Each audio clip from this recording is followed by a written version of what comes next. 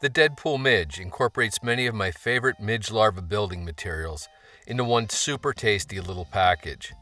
And like the character it's named for, is adorned in red and black and is pretty much indestructible. I start with a Dai-Riki number 270 in size 22. As is almost always the case, plunger-style hackle pliers make handling small hooks like this a breeze. Because of the 270's bend, it's pretty much essential you get the hook barb mashed down really well before trying to slip on a bead. Here, I'm going to use one of my favorites, a midge-sized crystal pearl glass bead. Just troll your hook through the school until you snag one. Do make sure it slips around the hook bend and doesn't get hung up. I like to get beads on several hooks at once in order to speed up the tying process. Leaving the hooks in the hackle pliers allows you to easily get them secured in the jaws of your tying vise. Make sure the bead is pushed all the way up behind the hook eye. My tying procedure on this fly is a tad wonky, but it works for me. It begins by loading 2 bobbins, each with a spool of black 70 Denier thread.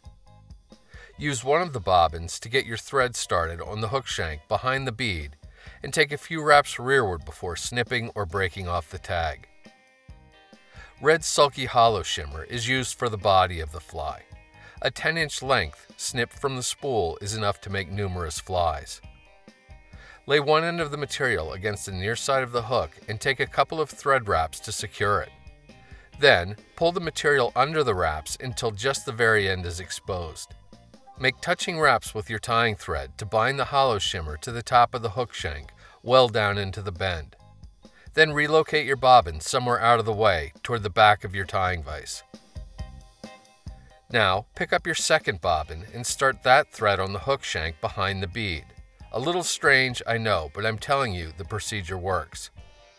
Get hold of the Holoshimmer and start making slightly overlapping wraps with it up the hook shank toward the eye. When you reach the newly tied-in tying thread, use it to secure the material to the top of the hook shank and then snip the excess off close. Pick up your whip finish tool and do a 3 or 4 turn whip finish to anchor the thread and then snip or cut that bobbin free. Next, pick up the first bobbin. Bring it around to the front of your vise and give it a really good clockwise spin to cord up the thread.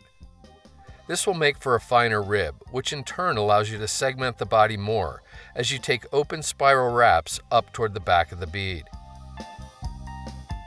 I like to use black rabbit fur for the collar of the fly. It's better to err on the side of not enough rather than too much.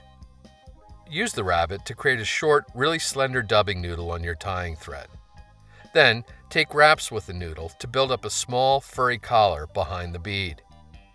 With that done, once again reach for your whip finish tool and do a 3 or 4 turn whip finish, seat the knot well, and then snip or cut your tying thread free. Those 2 wayward fibers are driving me nuts, so I'm going to snip them off. Best to use your own judgment for such things.